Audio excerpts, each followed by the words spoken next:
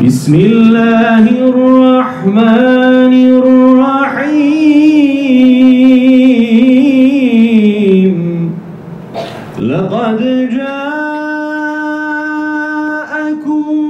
rasulun min anfusikum aziz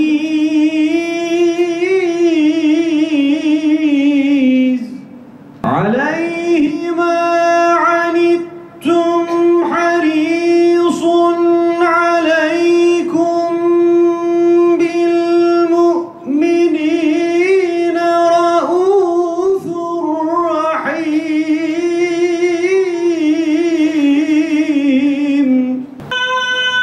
Esselamu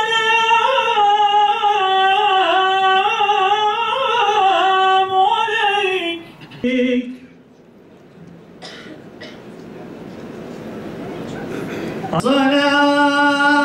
Salatu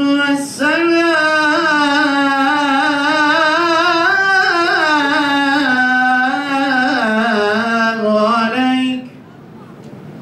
Aleyke ya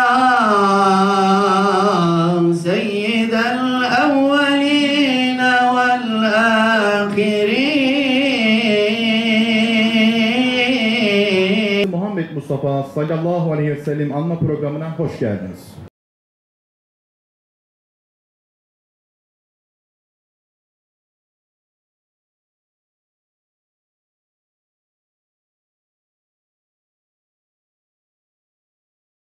O seccadesinde namaz kılarken Allah'a nasıl layıkıyla, samimiyetle ibadet edileceği konusunda bize örneklik sunar.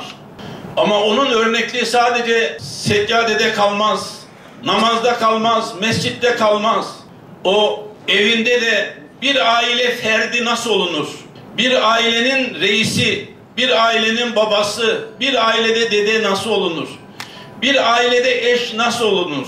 Bir ailenin parçası nasıl olunur? Bu konuda da bizim için örnektir. İş hayatında, ekonomik hayatta o bizim örneğimizdir. En kritik zamanlarda, en zorlu zamanlarda o bizim örneğimizdir.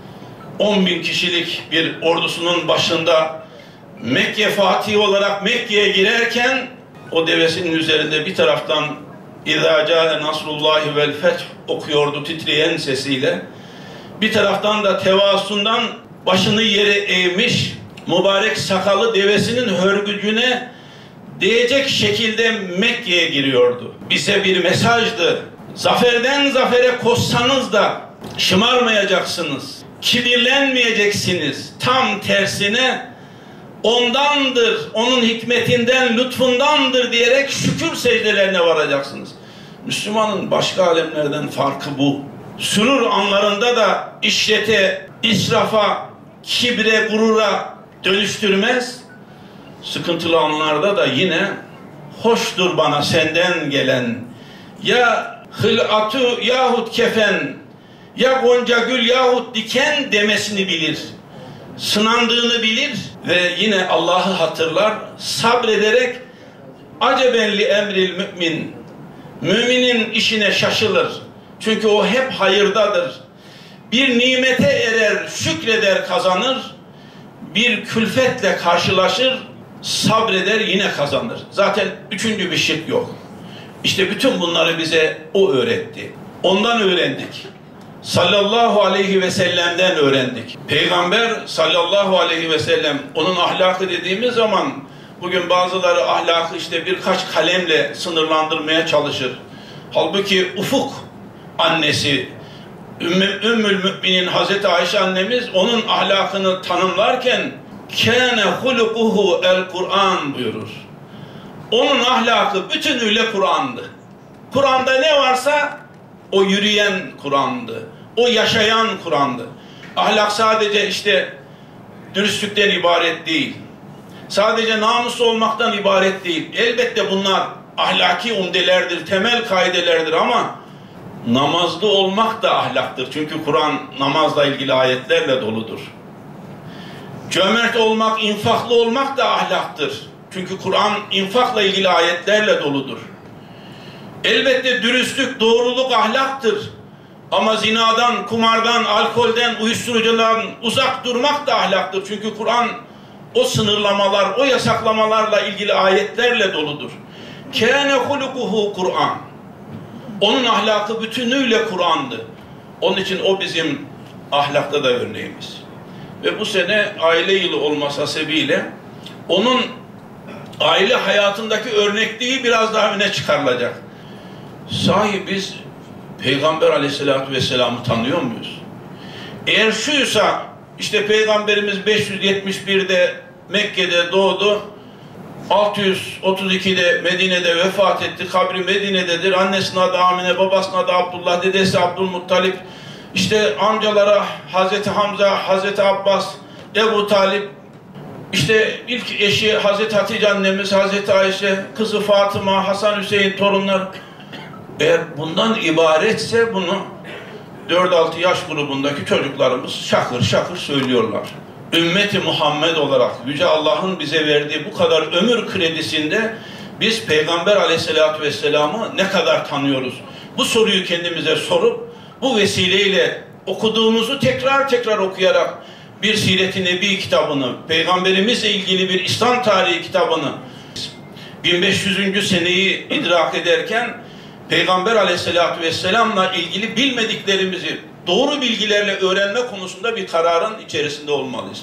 Aile de toplumun temel binasıdır. Oradan yola çıkarak somuttan soyuta doğru bir yolculuk yapacak olursak sağlam ve meşru temeller üzerine kurulmalıdır ailelerimiz.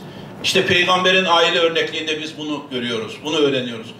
İslam ailesinin patenti olan bir cümle vardır. İslam ailesinin markası olan bir cümle vardır. Allah'ın emri Peygamber'in kavliyle kurulur bizim aile yuvalarımız. Ama bu yine söylemde kalmamalıdır.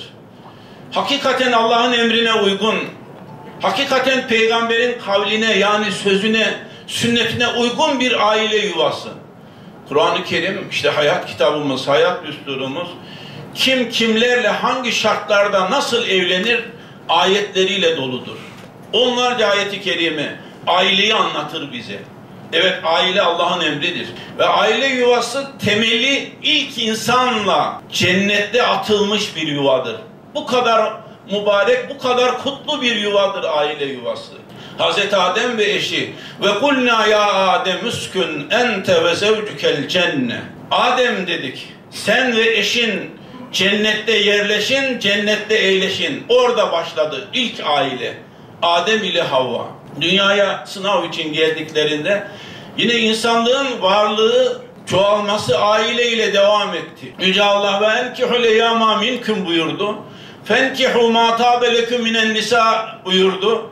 Evlenin dedi, evlenmeyi bizatihi Kur'an emretti. Peygamberimiz Aleyhisselatü Vesselam da en nikahu sünneti femen râgiban sünneti feleyse minni buyurdu.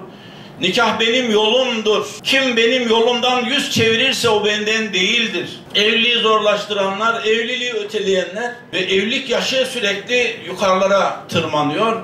Ve insanlar bugün evlilikten korkar hale geliyor. Halbuki bizim aile yuvalarımız Allah'ın emri Peygamber'in kavliyle kurulur. Ve evlilik cennette temeli atılan bir yuvanın adıdır. Dünyada devam edeceği gibi ahirette de işte Yasin suresini hepiniz bilirsiniz. Evlilik, aile cennette de devam edecek bir yuva. Başka ayetlerde de Cenab-ı Hak onları, eşleri, zürriyetleri, çocuklarıyla beraber cennette ağırlayacağız buyuruyor. Evliliği biz böyle görüyoruz. Ve nikah İslam hukukuna göre, İslam'a göre hem akittir hem ibadettir değerli dostlar. Peygamber Aleyhisselatü Vesselam'dan öğreniyoruz biz bütün bunları. Onun için Kur'an-ı Kerim'de nikahla ilgili ayeti kerimede mîthâkan galiza ifadesi kullanılır. Ne demek? Sağlam bir söz, sağlam bir akit. Maalesef savrulmalarla biz de iç içeyiz.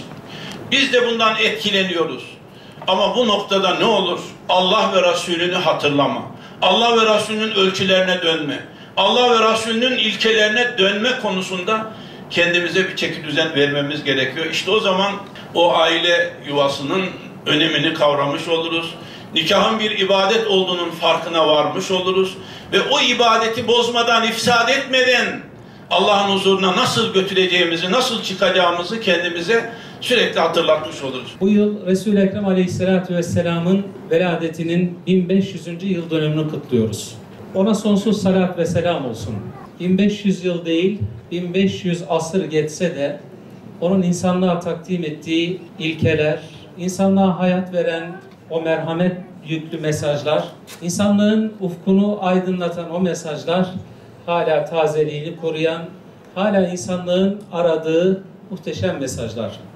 Cenab-ı Hak kıyamet sabahına kadar onun yolundan, onun izinden bizleri ayırmasın. Resul-i Ekrem Aleyhisselam'ın veladetiyle cehalet yerini aydınlığa bıraktı, karanlık yerini nura bıraktı, zulüm yerini adalete bıraktı ve hasılı onun gelişiyle kadın saygın ve onurlu bir varlık olduğunu onunla öğrendi. Çocuklar gülmeyi, sevinmeyi onunla bildi. Gençler değeri onunla buldu. Yaşlılar saygıyı, hürmeti Allah Resulü ile öğrendi. Dolayısıyla Efendimiz Aleyhisselatü Vesselam'ın örnekliği çağı için ne kadar önemliyse kıyamet sabahına kadar gelen bütün insanlar için önemli.